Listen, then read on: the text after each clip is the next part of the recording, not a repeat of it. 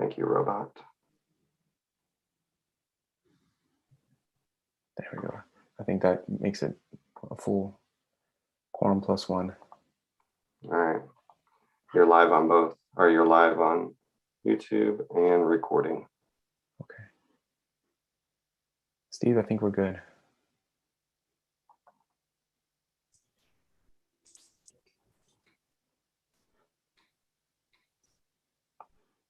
Okay. With that, we will go ahead and get started. We're going to go ahead and do a call to order. And I'm just going to go down the list and if you can acknowledge that you're here. Susan Anderson. Good morning, I'm here. Great. Hugh Higgle. Here. Trisha Boyer. Here. David Cates.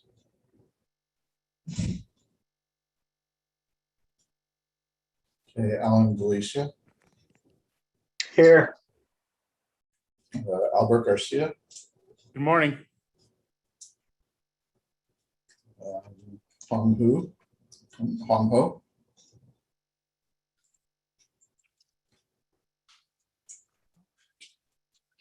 Bruce Littleton. Here. Ying Yang Liu.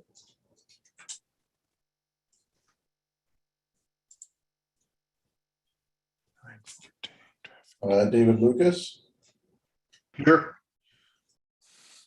Marshall Legal. Here. Raquel Schatz.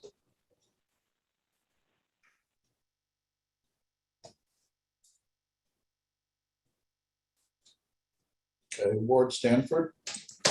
Here. Mike Sutton.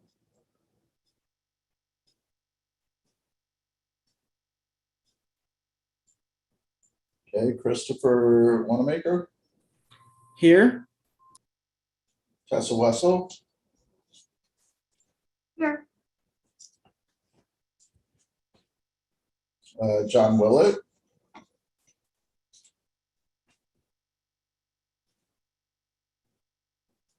I know John was going to be on the phone today, so April Wire. Here. And Marty Zeig.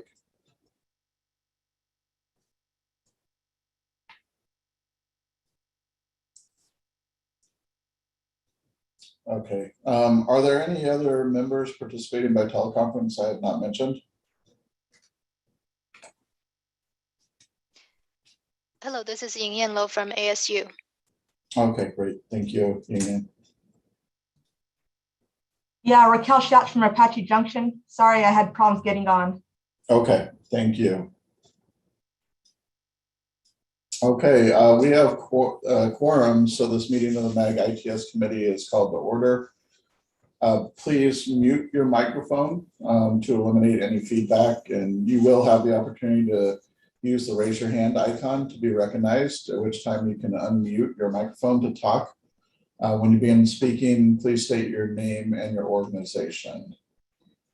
With that, we'll move on to item number 2, call to the audience. Members of the public were asked to submit written comments related to this meeting through the MAG website. Comments may be sent at any time leading up to the meeting, but must be received at least 1 hour before the posted start time. This is the opportunity for members of the public to comment on items that fall under MAG jurisdictions, but are not on the agenda or on the agenda for discussion and not for action. Omar, do we have any public comments? Thank you, Mr. Chair, members of the ITS committee. We received no comments on this item or any other item on the agenda. Okay, thank you, Omar. With that, we'll move on to item number 3, approval of the minutes. Please take a few moments to review the minutes from the October 6th meeting, if you have not already, and I'll give you a short time to look over that.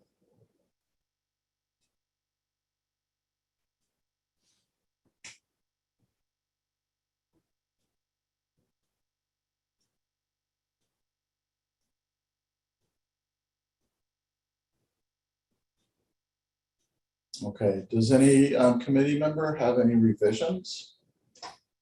Please use the raise your hand icon for your request at this time.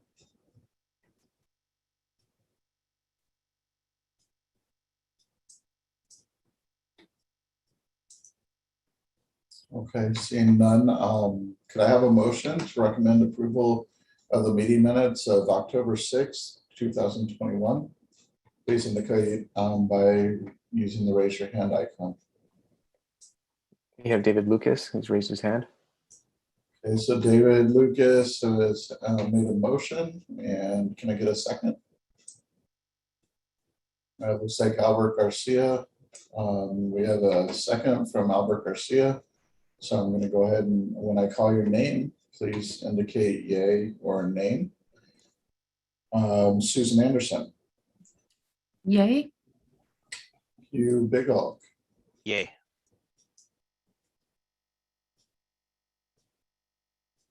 Trisha Boyer. Yay. Alan Galicia. Yay.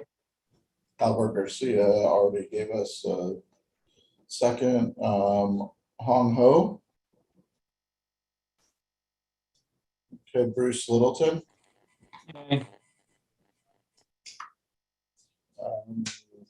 David Lucas. Yay.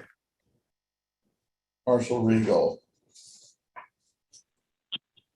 Yes. Raquel Schatz. Yay. Ward Stanford. Yay.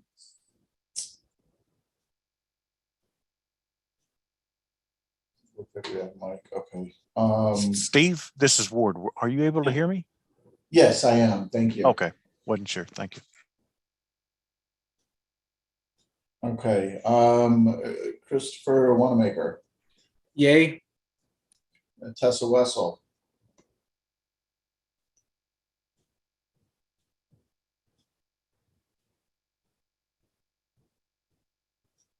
Okay, April Wire. Yay.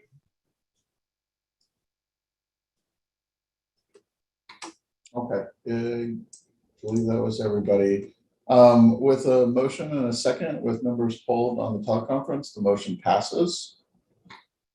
Next, we're going to move on to item number 4. The MAG TSMNO Program Manager Jeff Jenk will now provide updates and a report to the committee. Jeff, thank you. Thank you, Mr. Chair. ITS committee member. Next slide, please.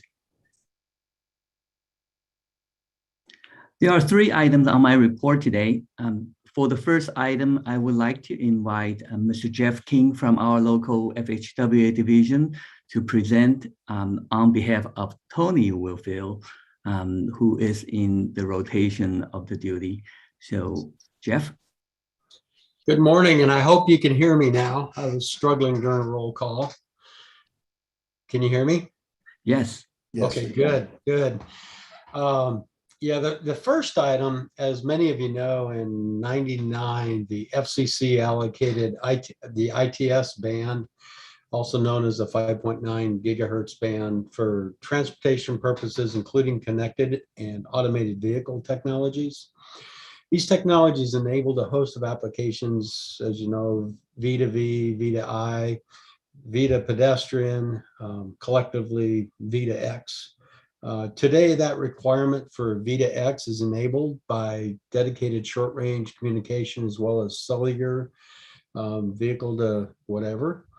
The TRB National Cooperative Research Program, NCHRP, there's a document, it's a web-only document, 310, Evaluation and Synthesis of Connected Vehicle Communication Technologies. It presents a compilation of material on that 5.9 gigahertz band and actions taken by the FCC from 2019 through early this year, 2021, to reallocate portions of that band.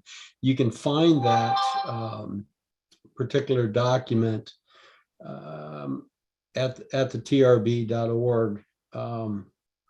Not sure if that hyperlink takes you straight to it. I think it probably does, but it's called Evaluation and Synthesis of Connected Vehicle Communication Technologies. Also, the next item, the ITS JPO is looking ahead for the next 5 years of transportation innovation. The ITS JPO Strategic Plan 2020 through 2025 describes how the ITS JPO's Joint Program Office, vision, mission, and strategies that will help US DOT achieve its technology research and development priorities and ensure that the nation has the safest, most efficient modern transportation system in the world. The plan includes in-depth discussion of the ITS JPO strategic goals, related research areas, and 4 technology transfer programs.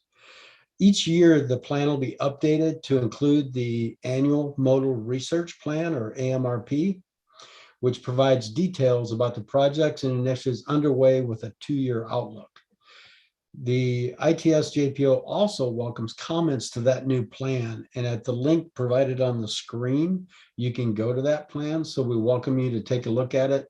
And if you have any comments, please submit those.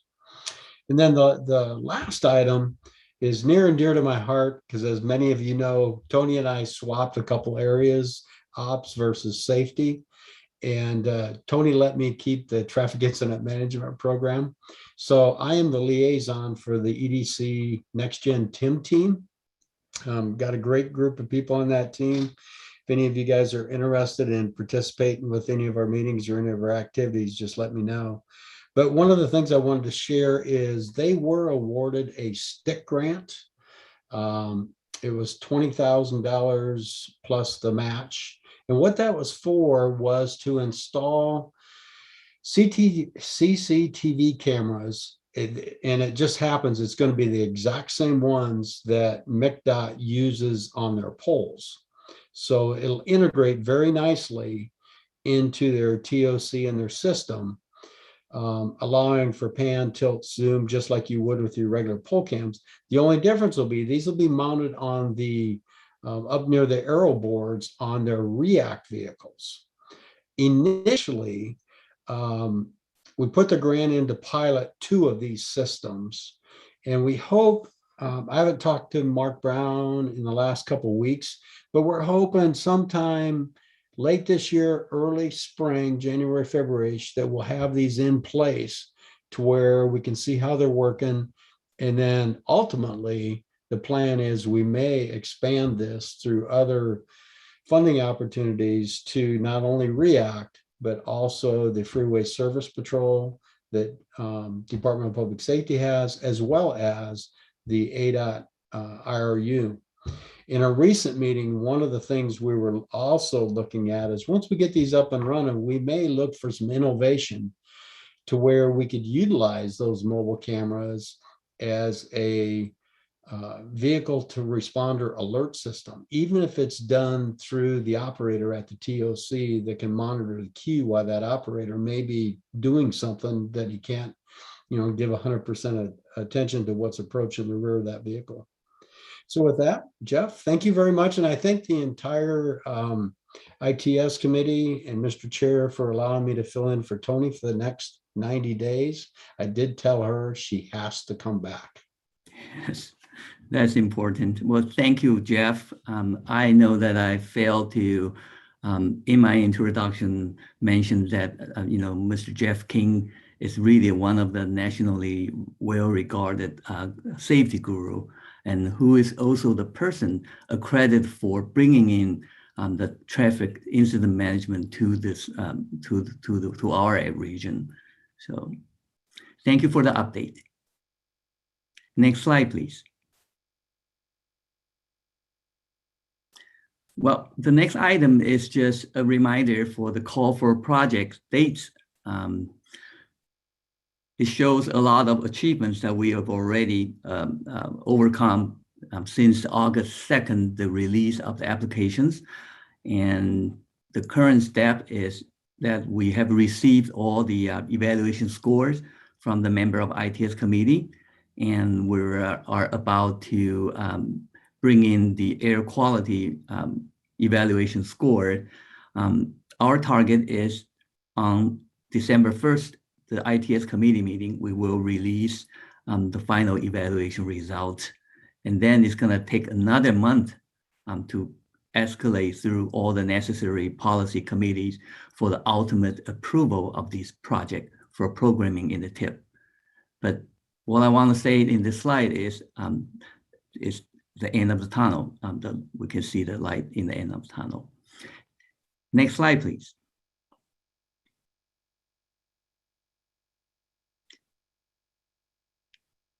Oh, this is just a graphical representation of the timeline. We have 1 month left between today and the December 1st, and we are doing the final scoring. Next slide. Great. The last item is an update on the FY 2022 TSOP projects, and I would like to invite Eric Nava to give an update. Thank you, Jeff. Thank you, Mr. Chair and members of the ITS committee. This is a short update on the current year's projects for FY22 TSOP. We did get a bit of a late start trying to divide the projects into the fall and the spring projects. And as you can see here listed are the 10 projects. Now, originally we did have, I believe, up to 12 or 13 projects, but we did combine a few projects.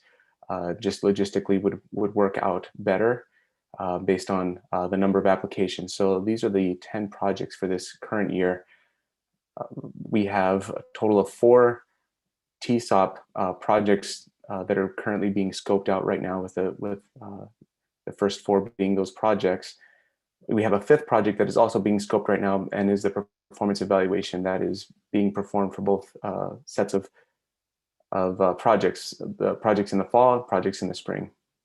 We will start working on the scoping of the spring projects in December, and these should be all be executed relatively soon. And with that, I'll be happy to answer any questions, or if not, that is the end of my update. Thank you, Eric. I think that concludes my program manager's report. Thank you, Mr. Chair. Does anybody have any questions for either Jeff or Eric before we move on?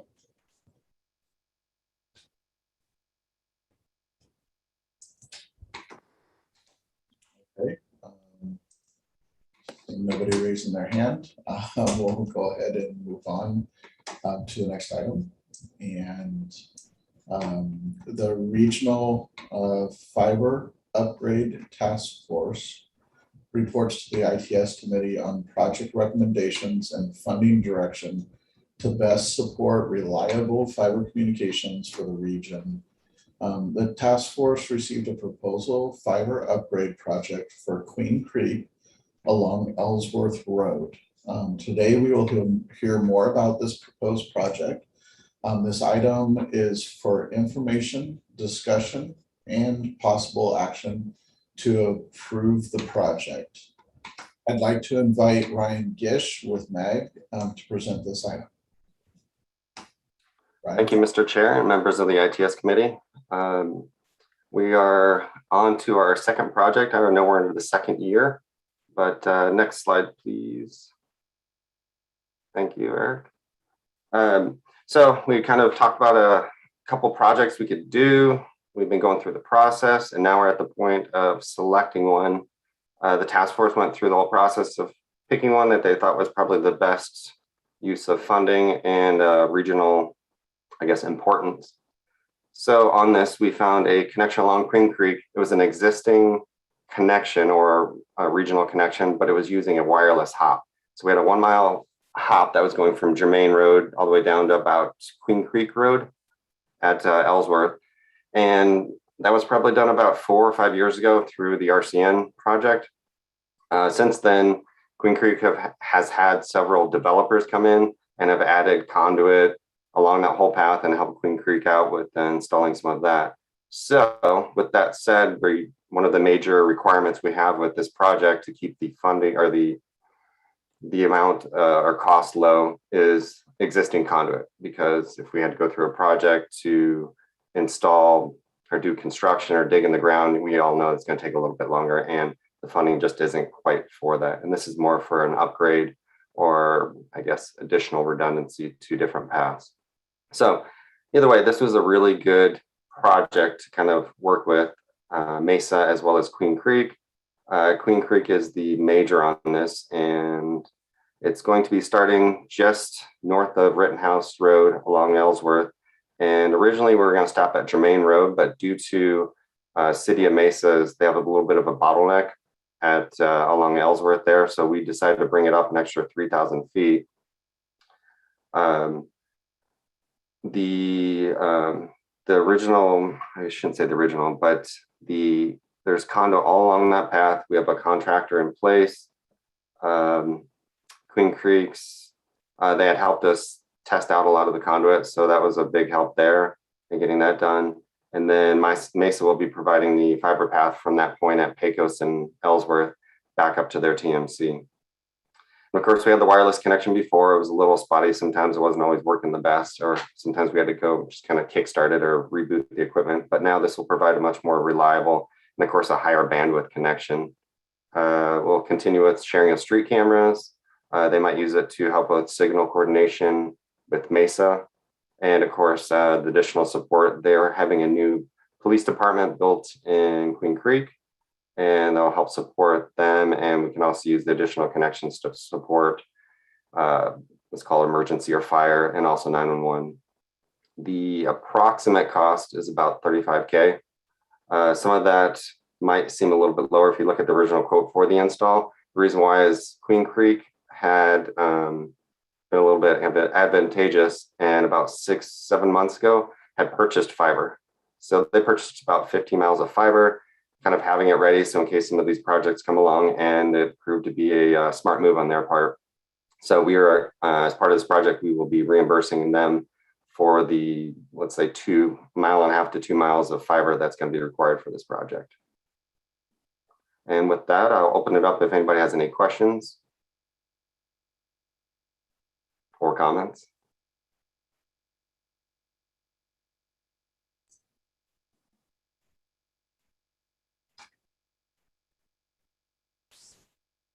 Yeah, I'm not seeing any. That's okay. That ended great. But I would like to go ahead and ask at this point, could I have a motion to recommend approval of the FY 2022 Regional Fiber Upgrade Support Project for the town of Queen Creek along Ellsworth Road? Please indicate so by selecting the raise your hand icon. It looks like we have a motion from David Lucas, and I'm not sure if Mike or Trisha, I'll just go with Trisha for now. Trisha made a second. Sorry, Mike. With that, I'm going to go ahead and do a roll call, and please indicate yay or nay when I call your name. Susan Anderson. Yay. Hugh Biggle. Yay. Trisha Boyer. Yay. Alan Galicia. Yay. Albert Garcia.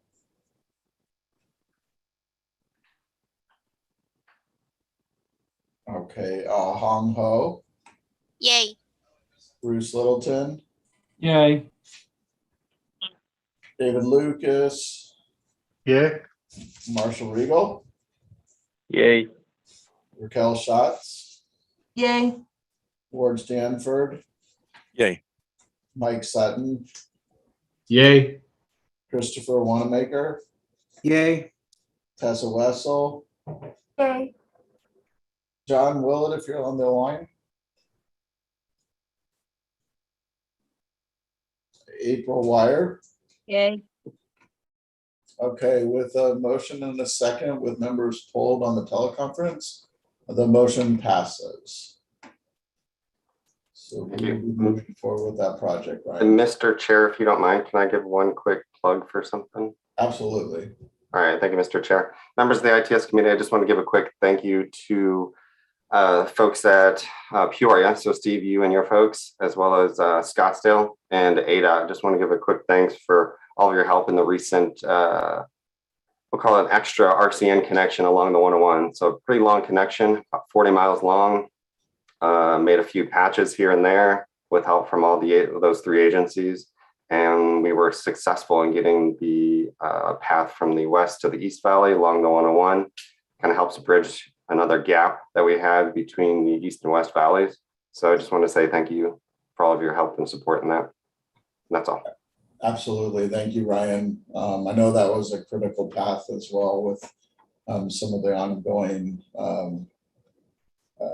I-10 developments and things that would have caused some RCN outages. So I'm glad everybody was able to assist with that. Thank you, Mr. Chair. Thank you. We'll move on to item number 6 at this point. The Georgia Department of Transportation is one of the main contributors to the development of the open source ATS-PM that has been widely deployed around the nation. Mr. Alan Davis, Assistant Traffic Engineer of Georgia DOT, will provide an overview of GDOT's efforts and share the real world use cases, the latest trends, and the lessons learned to date on the GDOT's ATS-PM's initiatives. I'd like to invite Jeff Jank to provide an overview on this item. Mr. Chair and committee members, we have had Mr. Davis presented in the July ITS committee meeting to share experience on GDOT's connected vehicle initiatives. Today, we're extremely privileged to have him back to talk about another nationally recognized GDOT initiatives, which is one of the most talked about subject in the ITS these days, the ATS-PM. Under Mr. Davis' leadership, GDOT was one of the key contributors in the rollout of the open source ATS-PM developed by Utah DOT in collaboration with Purdue University and AASHTO. In terms of the implementation, GDOT is one of the largest deployment of ATS-PM in the nation and continue to participate in the future improvements of the open source system. It is worthy to note that under MaggDOT's leadership here in Maricopa County area, Aztec also deployed the open source ATS-PM in our region. And there are many companies these days have joined the force in developing and providing the ATS-PM dashboard and services. With this, I would like to yield the floor to Mr. Davis for his great presentation. Hey, thanks, Jeff, and thank you all for having me back again. It's great to be here. We had a late night here in Atlanta while watching the Braves win the World Series. We're excited about that, but happy to be talking with you guys this morning about something that I've spent a lot of time in the last few years and how it's really benefited us from an operations standpoint on our signal systems and arterial management. So if you can go to the next slide, please. So just to give you a quick snapshot of Georgia and how we are organized to manage, maintain, and operate our arterial network, we've really broken up our program into these regions you see here in the state that are divided up really to demonstrate how we assign our resources and allocate funding and things like that. This is an evolution of a program we started a little over 10 years ago called our Regional Traffic Operations Program.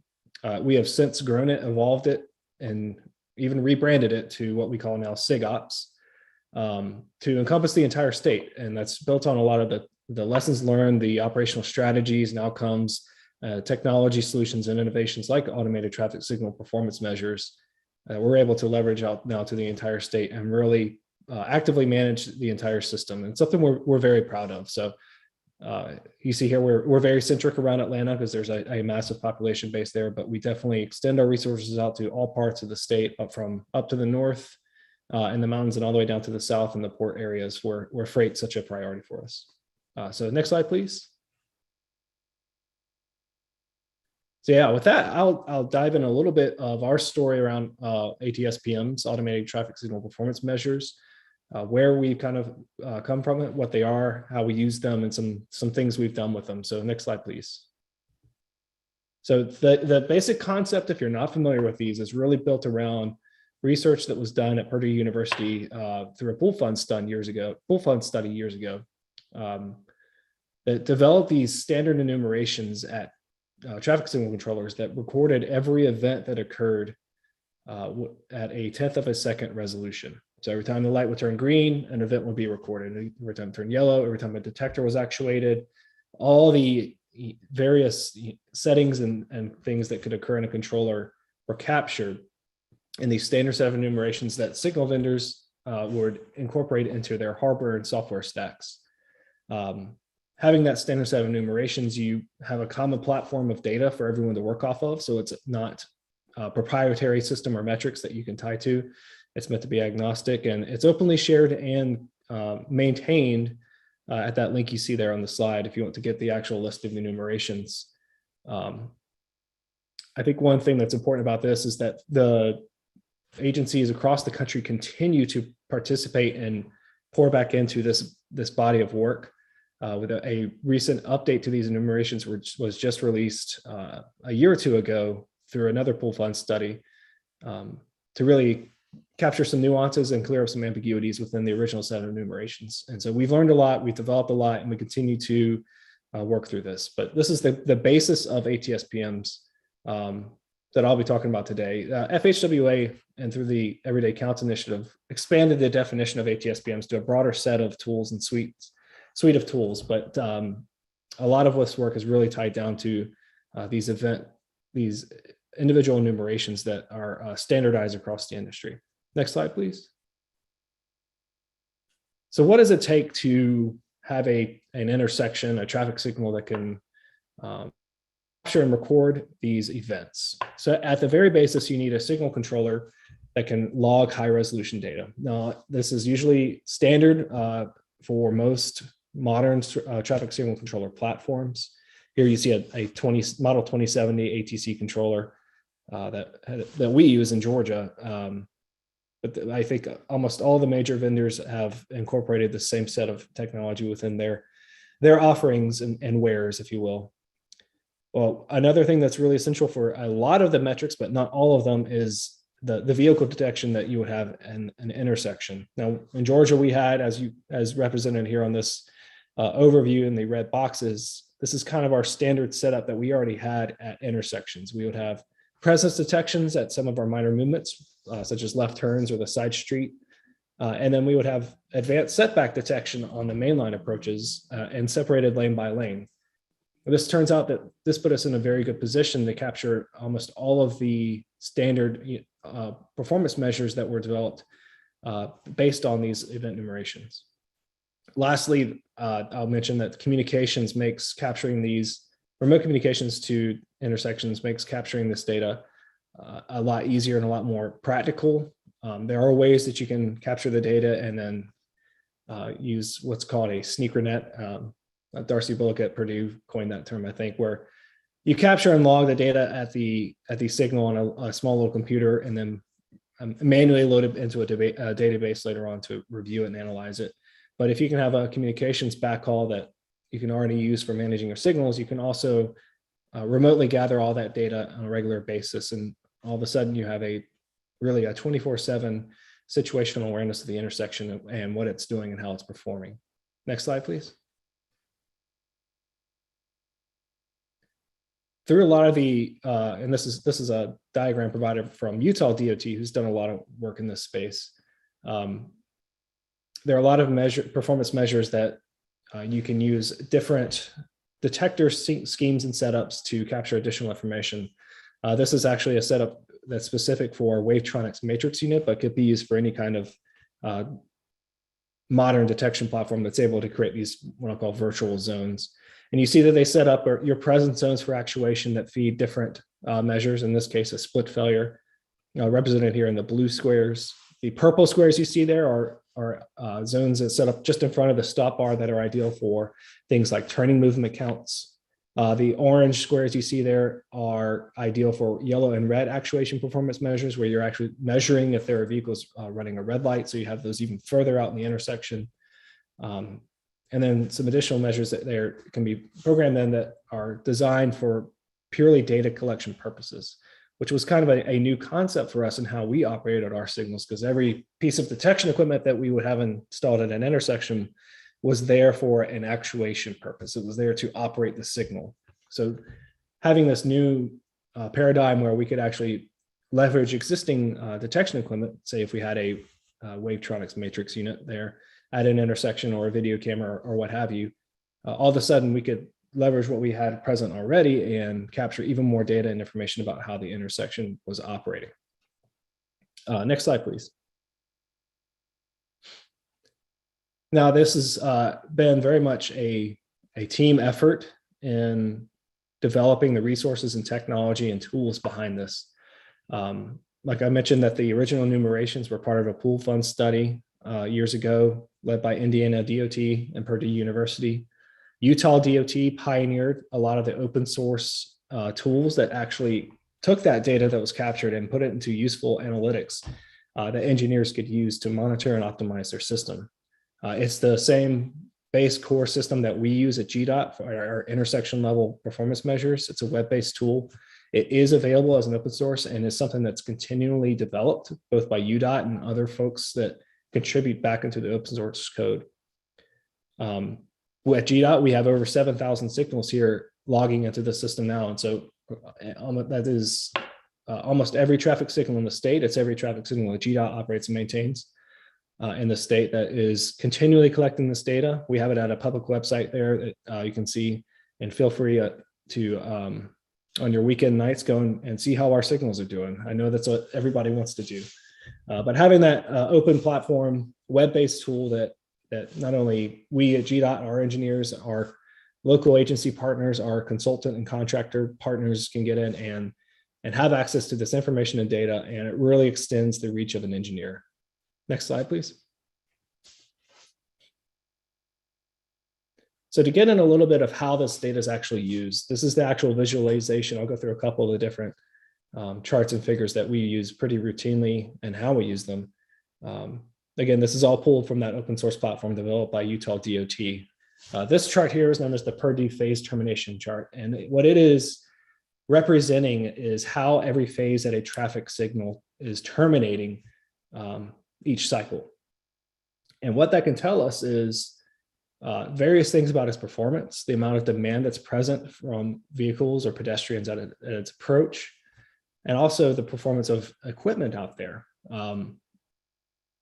So you see the various numbers on the y-axis there represent the vehicle phases, 1, 2, 3, 4, 5, 6, 7, 8. And then time of day is actually represented throughout 24 hours of the day there. So you see various patterns and plans that the signal is running throughout the day.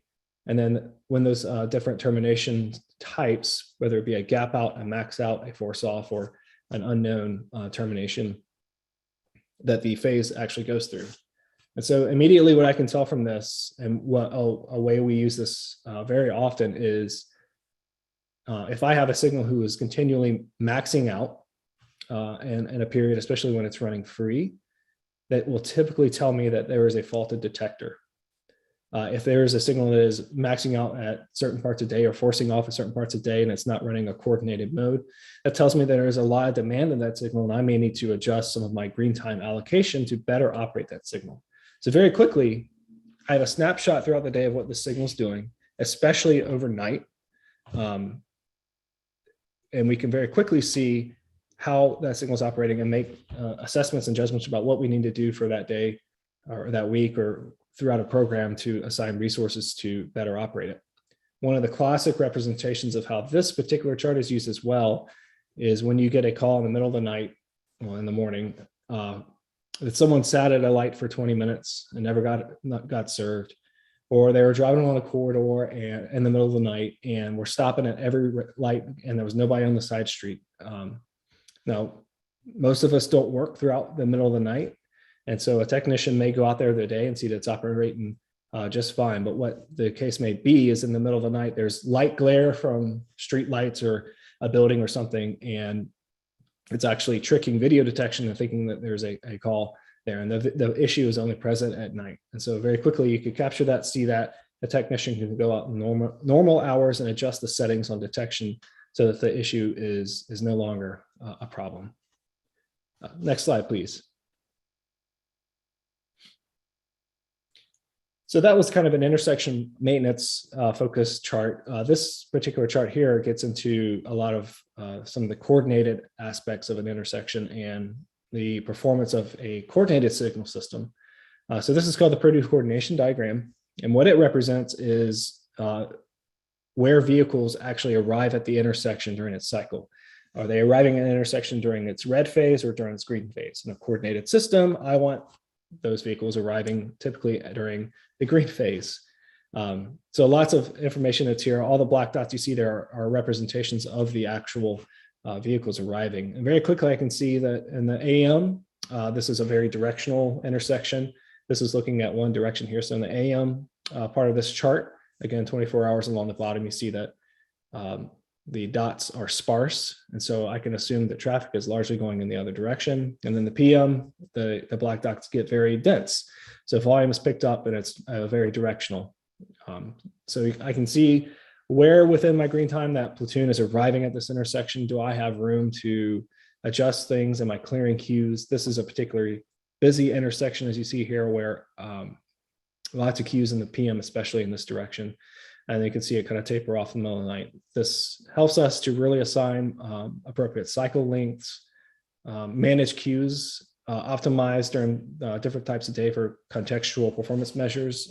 Clearly in the PM, we're working on throughput here, whereas in the off-peak times, we may be working on some more delay optimization type strategies at an intersection. Again, very useful tool when it comes to managing a corridor and measuring how well you're progressing traffic along. Next slide, please. Final little look at the intersection level measures that we use pretty frequently. This is called the split failure chart. And again, the split failure is when there's demand, we're not adequately serving the demand that's present at an approach. So it's measuring by looking at the occupancy of a detector 5 seconds before the termination of a green phase and then 5 seconds after the termination of green phase. And if that occupancy is above a certain threshold before and after, typically over 80%, it's flagged as what's called a split failure. It means I didn't have enough time to serve everybody that was wanting to use that approach at that time. But it's not just the performance and allocation of green time that we can learn and measure from this. This particular chart here, the top one, you see those yellow bands, very densely spaced split failures that are occurring. Something weird going on there. This was a particular intersection that we got caught in the southwest corner of the state. Doesn't get a lot of traffic down there, but we got a call asking for a left turn arrow because there was some built up demand and queues there. So we want to go see what was going on. And we actually found some detection issues that were intermittent from, it was the loop detector was too close to a manhole cover and you were getting a lot of short circuiting that was going on here. So we replaced that detection with some radar detection here. And you can see on the bottom chart there, the issue goes away and it's more representative of the traffic flow and patterns that were really present there. So just an interesting way where you can capture data, you see it occurring 24/7 and can address maintenance or operational issues from it. Next slide, please. So those were some samples of the original performance measures that were developed through this effort. We've contributed back in as well. We spent some time sitting around in our office trying to figure out ways we could optimize some of our traffic engineering studies. And one of the ways that we really felt like we weren't capturing things going on was when we got a request for a left turn phase.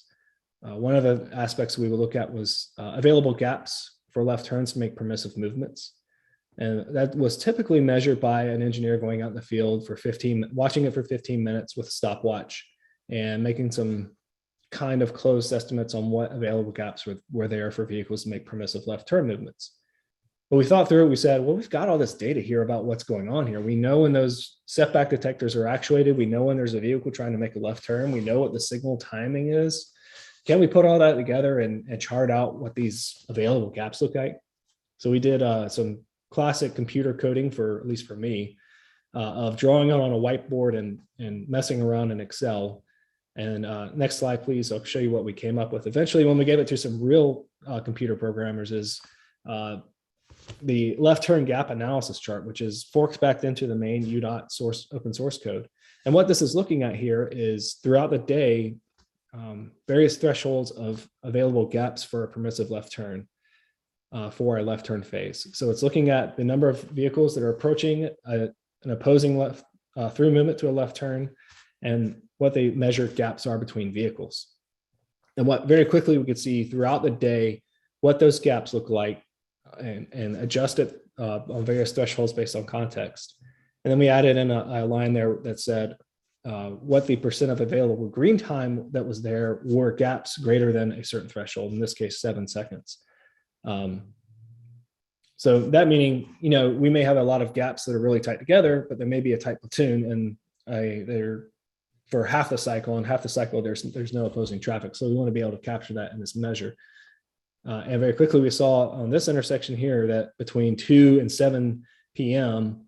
there are almost no available gaps for a permissive left turn, whereas the rest of the day there is acceptable gaps for the left turn. So this is an intersection where we actually operate the protected permissive left turn at this intersection, protected only from 2 to 7 p.m.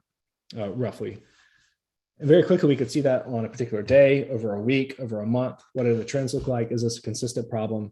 How can we better address it? And it improves both safety and operations at the intersection. And this is something that we brainstormed all, put together, coded, and put back in. And Utah DOT has actually done a safety analysis report on this and found it to be a very effective tool for measuring available gaps for protected permissive left turns. Next slide, please. All right, so that's a lot of things at that granular level, at the intersection level. And one of the early complaints I got from our engineers when they were using this data was it's too time consuming or difficult to look at an entire corridor about what it's doing. I have to go intersection by intersection by intersection.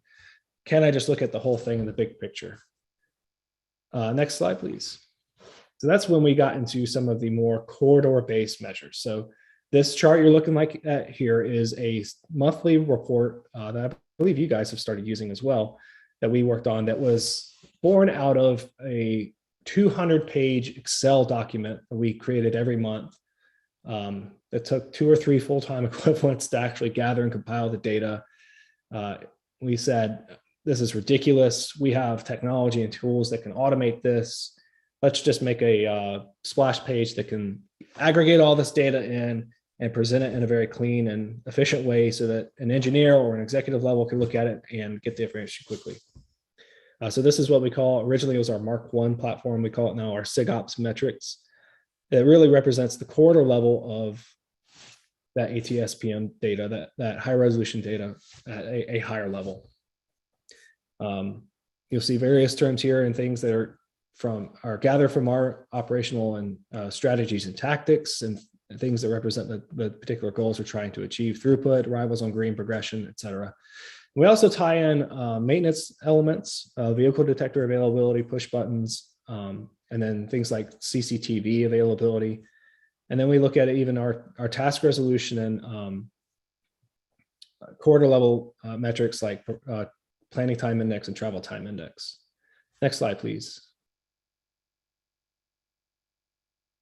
We actually also just reskinned this effort, put a new visual user interface on it. It's the same backend, largely information that's here, but it evolved from a reporting site for us, a quarterly or monthly reporting site, to actually a daily tool that engineers can use to really dive into what their areas of influence are, see where issues are creeping up, what trends are, and really add a lot of strategy to how they're approaching managing and operating their signal system.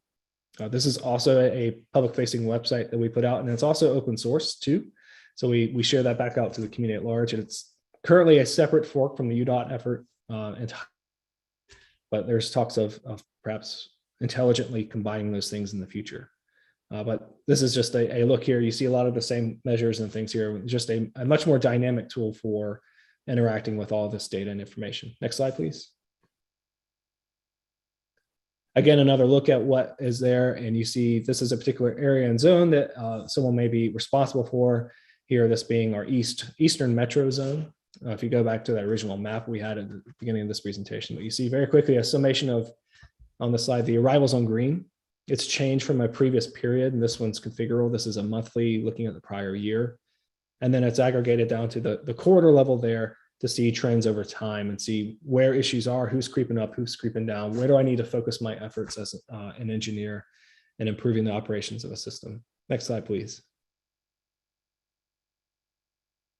This really was what we were able to do to tie the corridor level to the intersection and the intersection to the corridor.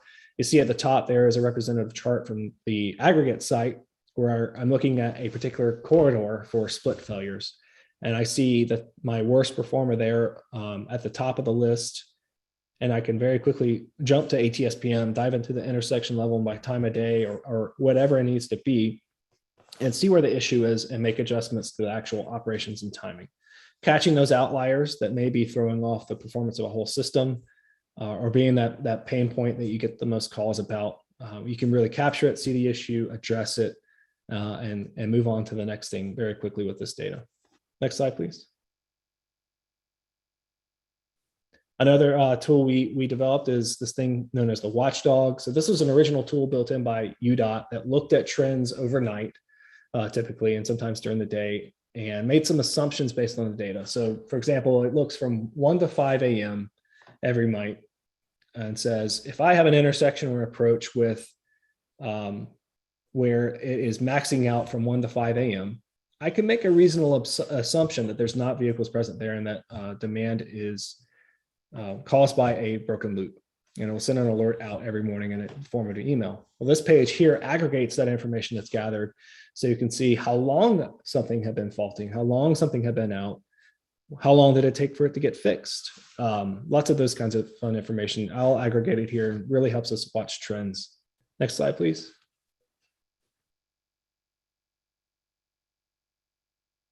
Lastly, for this, we did also take this data back when the Super Bowl, or I guess I'm not supposed to say the Super Bowl, NFL might sue me. The big game, if you will, was in Atlanta a few years ago. We needed to provide real-time information up to executive management how the area of influence was operating. And so we spun up this dashboard here very quickly that aggregated every hour from this data so we could see how various performance measures were compared to baseline. You can see things like throughput, we're trending over time, how well we're doing, and measuring actual performance of the system, delay, travel time, and really gives a snapshot compared to baseline about how we're performing and managing a major event like the Super Bowl. Again, just another example of how powerful this data set is and the things that you can do with it from a data science perspective. Next slide, please. Lastly, we also leverage a lot of this to provide our upper level executive management reports on how our SIGOps program is performing. Are we meeting our stated goals and objectives? Where do we need to focus? Impact on things like major construction projects or things like that we need to allocate more resources to. So we have this very clean summary chart that we provide in every quarter to our executive management, where you see those various metrics and goals identified there on the left. The goals identified, the performance of that quarter, and the change quarter over quarter, and you see the trends over time. This was especially useful during COVID when we had to really figure out what the traffic impacts were during the pandemic for us and how we were managing and responding it, and even what its financial impact from the gas tax perspective was going to be onto the department. Next slide, please. Here's just another look at these executive reports where you see a closer look at AM and PM peak volumes, pedestrian activity, and overall traffic volumes. Next slide, please. And lastly, just from an executive level, the various maintenance pieces and elements that we track over time as well. Again, just aggregated up to an even bigger picture at that executive level. We're also building on this as well to a level even higher that we hope will be effective. Is we get a lot of questions at an even higher executive level of, well, how is the signal system really doing? Is it an A? Is it a B? What's its letter grade or whatever? So that's a really difficult thing to assign to a program like this, especially at a statewide, because the contextual goals and objectives of operating a signal system in downtown Atlanta is very different from operating a signal system in Tifton, Georgia, which is a rural community in Southwest Georgia. But if you want to compare those from a resource standpoint and a program standpoint, which is better, who's doing well, assigning some context to that and producing a metric or measure to that is something we're trying to do now. It's a real challenge to really relate those apples to orange kind of goals and objectives, but we hope to have it as this whole platform in the future. Next slide, please. that wraps it up for me.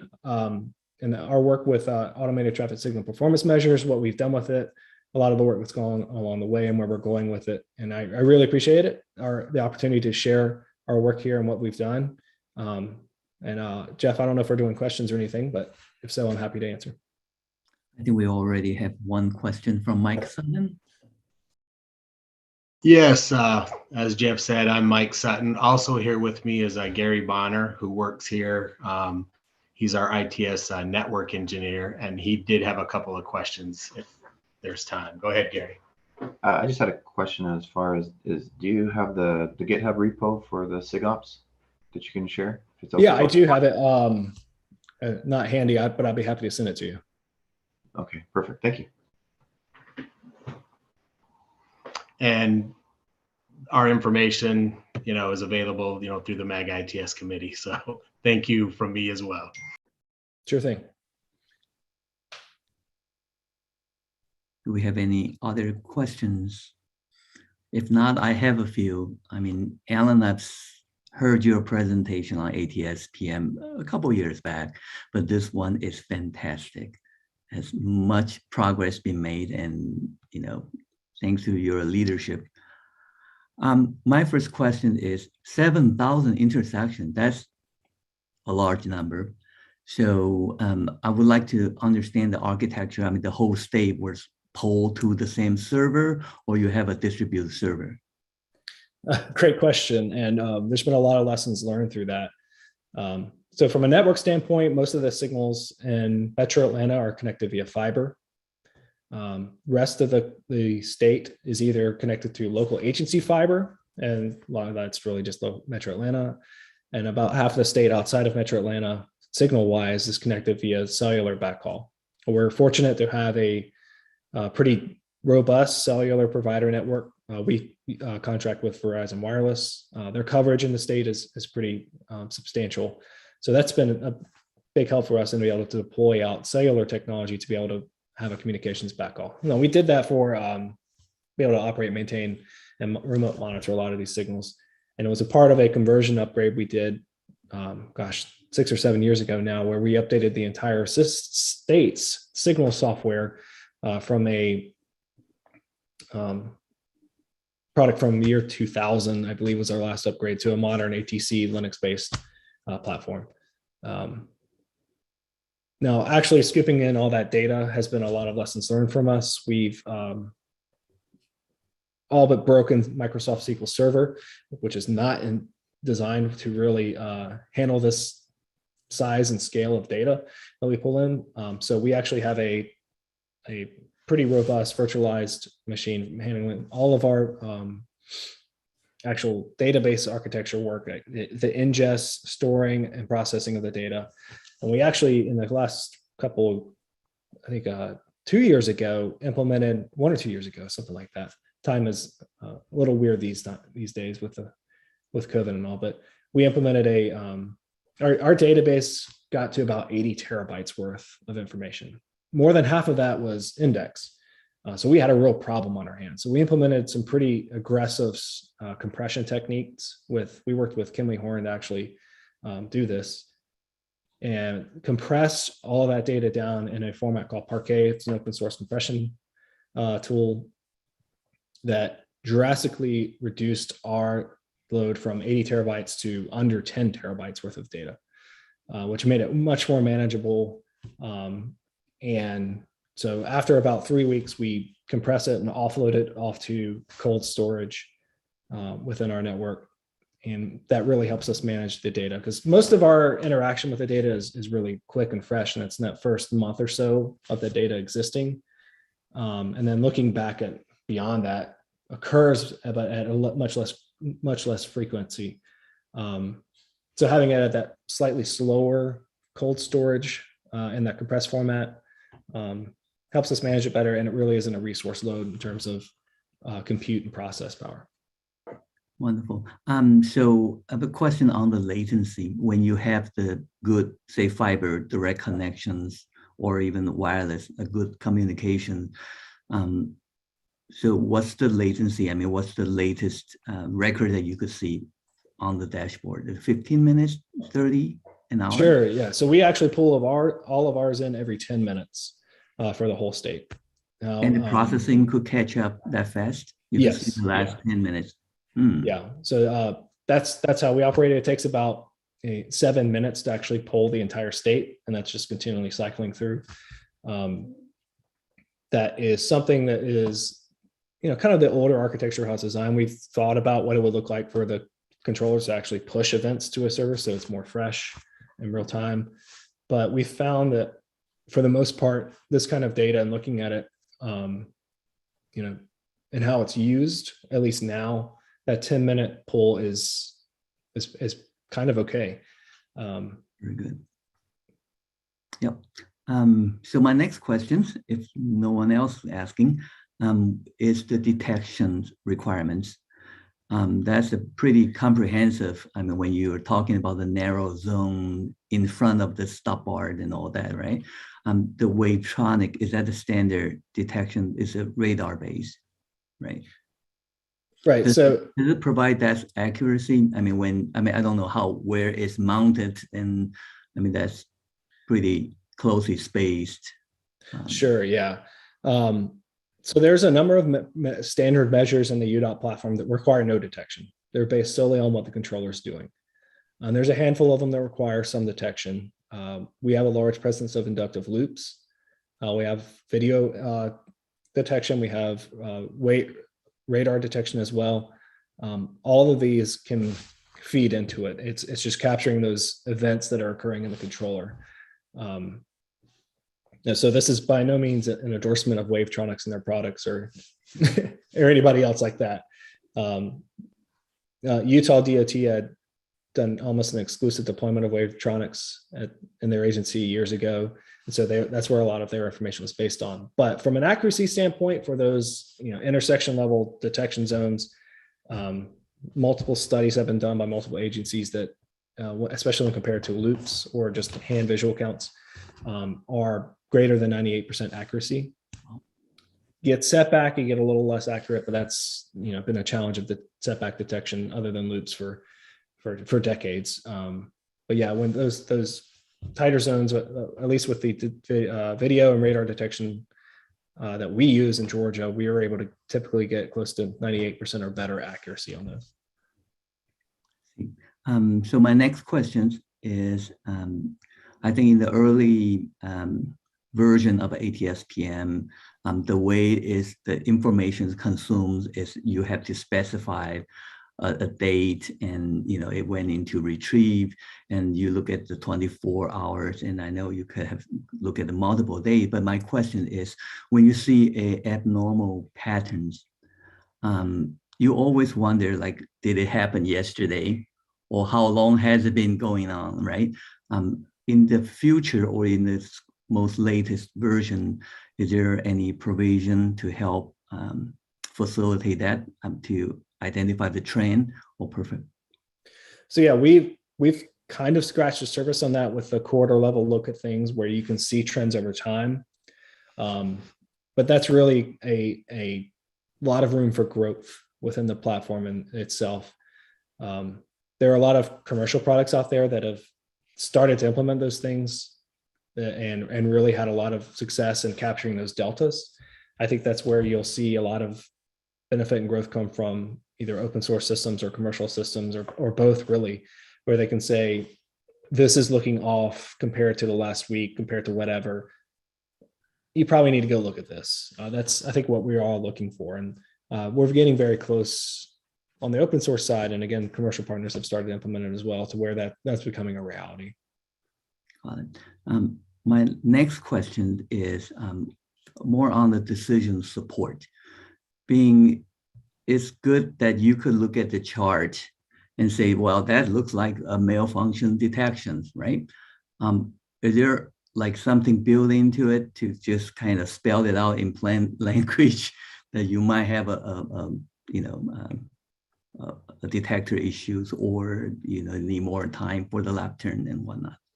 Yeah, so I mentioned the Watchdog report that kind of presents information of these signals had something weird that indicate a failure.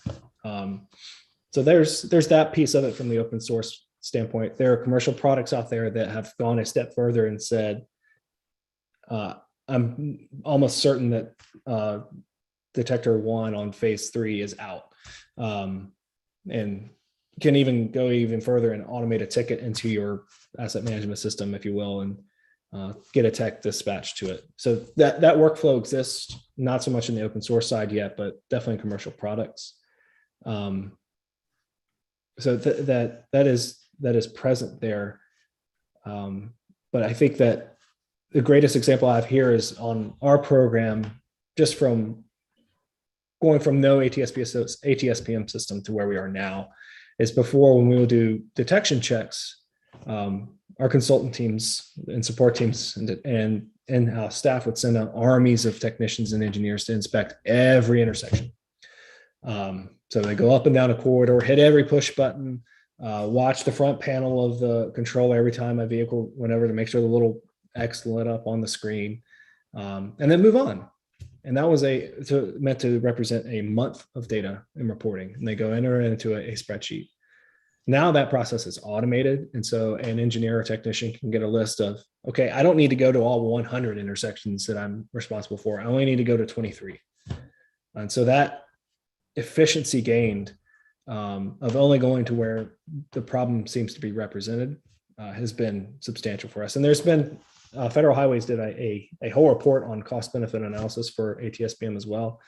That really captured a lot of these things where efficiencies and gave that cost benefit analysis to the technology and idea. It's a great read. Well, my next last question is that, there are a lot of commercial ATSPM services offered out there. But I feel that, having involved with the UDOT system and all that, so I would like to ask for your personal opinion. 20 years later, when you look back at this time, a moment of time, what will you think, what will you describe the ATSPM? Is it still in the baby steps, or is it in the kind of a mature? Gosh, I think this is a vastly underutilized technology and concept personally. So I hope that growth investment will continue. And honestly, I think you'll see a lot of these ideas, concepts merged into central management systems, like your central signal systems or your ATMS platforms. I think it'll be integrated into it as a major data source, just as much as we are tracking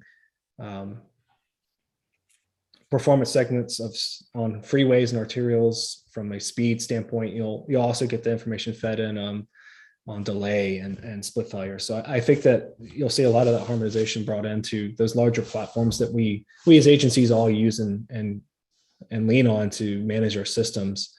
But I think you'll also see some really smart people figure out ways to further utilize the data. We've partnered with several private sector agencies who wanted this data set and research labs to do things like route optimizations or feeding into digital twins and things like that. So I think there's going to be a lot more usage of this data set than I think we can really even imagine in our TSMO world, if you will.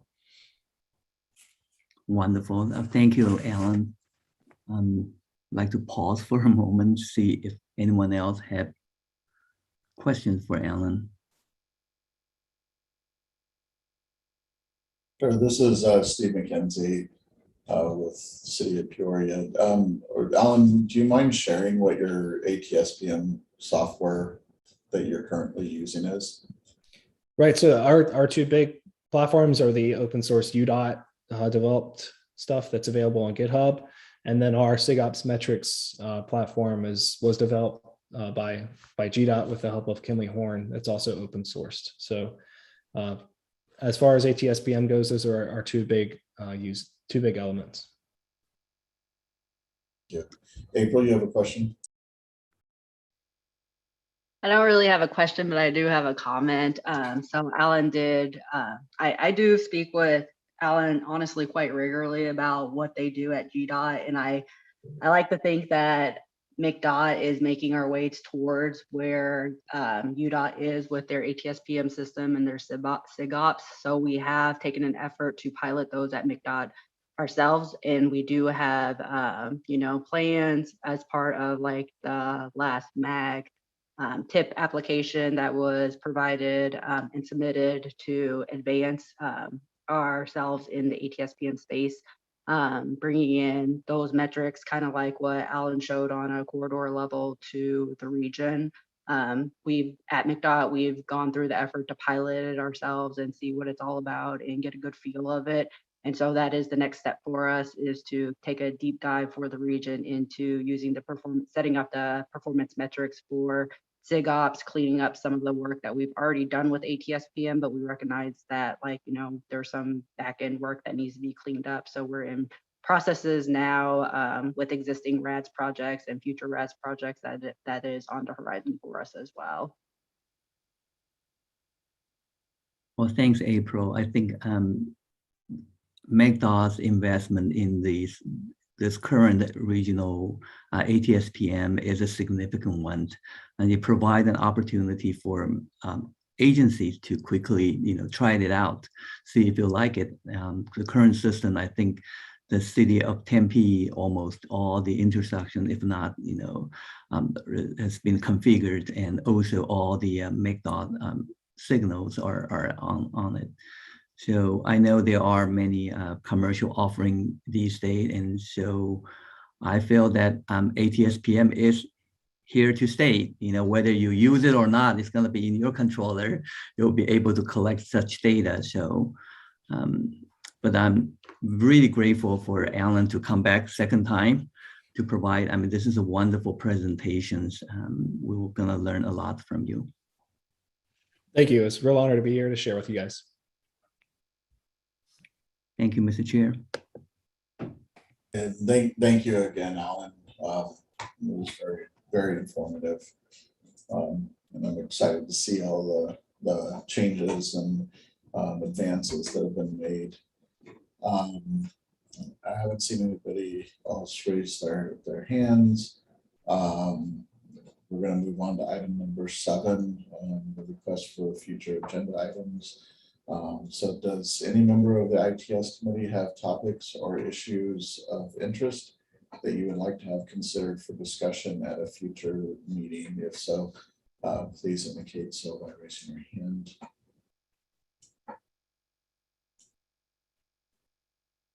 And as always, if you think of something before the next committee meeting, please feel free to reach out to myself or to Jeff Jenk to let us know. With that, we're going to actually move on to item number 8, comments from the ITS committee members. I know we kind of skipped over this last month, so this will be your opportunity to provide members to share information related to ongoing ITS related project activities in their jurisdictions. So I will go ahead and start with Susan Anderson. Good morning, everyone, and thank you, Alan, for a wonderful presentation on what Georgia is doing with their ATS-PM program. Really informative, appreciate it. As far as everybody on the call, you're probably very aware of what we're doing with Loop 101, but just want to give everybody a quick update. The Loop 101 mobility project, the change request has been submitted to FHWA. We've gotten some comments back, and just want everyone to know that the project team is working to address those so that we can return that back to FHWA with a finalization. The Glendale Adaptive Signals effort on that project is out for solicitation, and proposals are due back, I believe, tomorrow. And so after that, the selection process will proceed. And I believe we've got some other input. I want to thank everyone for submitting their in-kind match documentation as we're preparing our final reporting for FHWA on that project as well. So those were our big updates on that project. So thank you all. I hope you're having a great day. And thank you, Susan. Hugh, you're next. Nothing for Goodyear, thanks. Okay, thank you. Trisha. No update for Mesa today. And thanks, Trisha. Alan. Good morning, everyone. Alan Galicia, City of Glendale. I just have one update. We did award our CCTV and switch upgrade at 137 intersections here to CS Construction. I'm happy to report that the bid was quite a bit lower than what we anticipated, which is unheard of this time. That's it. Thank you, Alan. And that's actually great news. Albert, you're next. Nothing to report for surprise. Thank you. Thank you. Hong Ho. No report. Thank you. Thank you, Hong. Bruce. Nothing to report from Phoenix. Okay, Ying and Lu. Nothing to report. Okay, David. Yes, several items to update for the city of Tempe. If you've been in the downtown area or in the area of University and Rural, you know that there's a lot of construction going on. We have 3 projects in that general area that are supposed to be finishing up by end of year. We have the University and Rural intersection upgrade project. We also have our downtown fiber project that's in support of Tempe streetcar. And we also have our ITS safety and performance upgrade project phase 2. And all of these are planned to wrap up by end of year. I'm also happy to announce that we've added a couple new staff members. It's been just me for a while now, the last couple months. And we're happy to welcome 2 new staff members so that we will be fully staffed once again in the ITS group. So looking forward to that. Thanks, David. That's great. Marshall. Yeah, so Queen Creek just started the MAG project that will be putting in the ATSPM citywide. So Alan's presentation was quite timely, and hopefully we'll be a year from now using all of those metrics to optimize our operations here. Just yesterday, we received 27 new controllers as part of that project. And when the project completed, all the controllers in the town will be running the Cobalt EOS software, as well as the ATSPM module they have and other things. And I'll go into more detail as the project moves along. Great. Thank you, Marshall. Raquel. Nothing from Apache Junction. Okay, thank you. Ward. Many of you may know that Tom Peterson, the city traffic engineer here, had retired, and we recently hired a replacement senior traffic engineer, Raj Tatum from McDonald. So he's our new senior traffic engineer here. That's it. Thank you, Ward. Mike. Nothing, to report. There's just one thing I did want to mention in case any of you knew him, and some of you may already know, but our supervisor over the signal technicians did pass away from COVID a few weeks ago, and his funeral services have already been done. But it was Conrad Ramon, any of you that might have known him, but he will be greatly missed. That's about it. Sorry to hear that. Okay.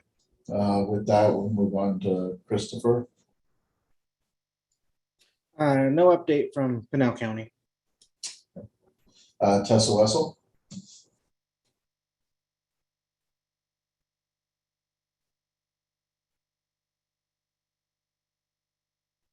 Tessa.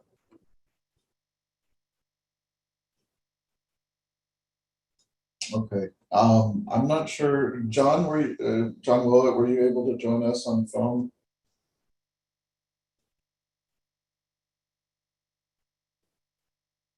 Okay, I'll take that as a no. April, do you have any updates?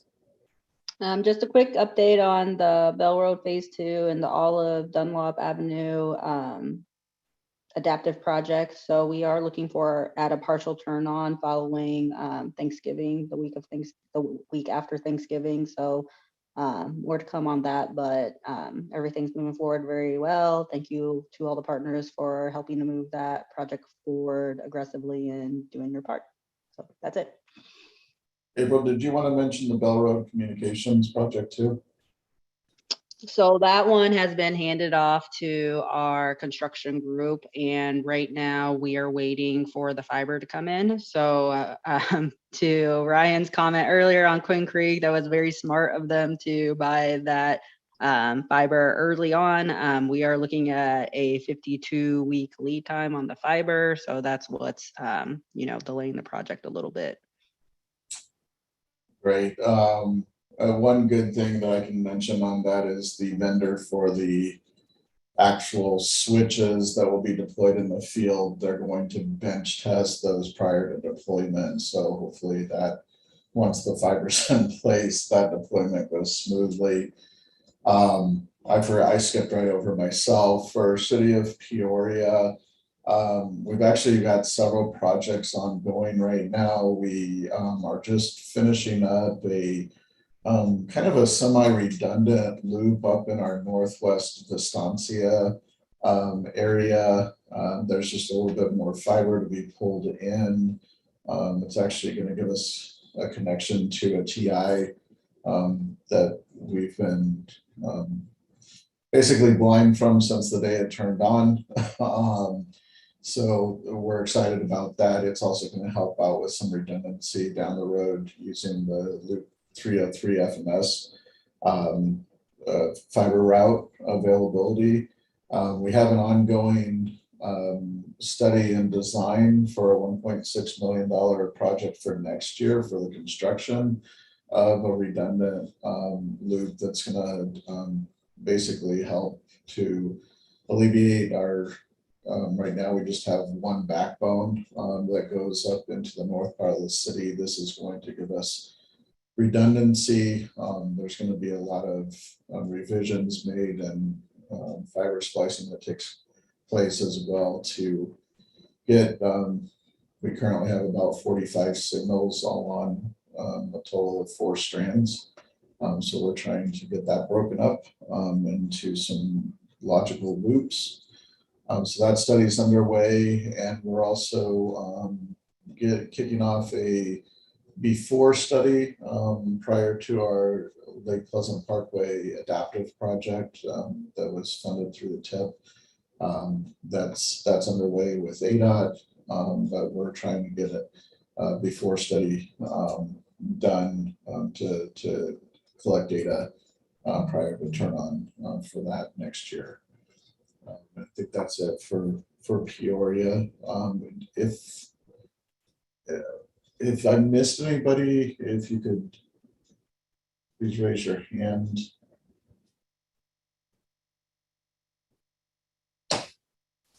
Okay, seeing none, I'm going to move on. The next meeting of the Intelligent Transportation Committee will be held at 10 a.m. on Wednesday, December 1st, 2021 via virtual conference, unless otherwise notified, at which time we'll hear about our TIP projects. And with that, the meeting is adjourned. Thank you all. Thank you. Thank you.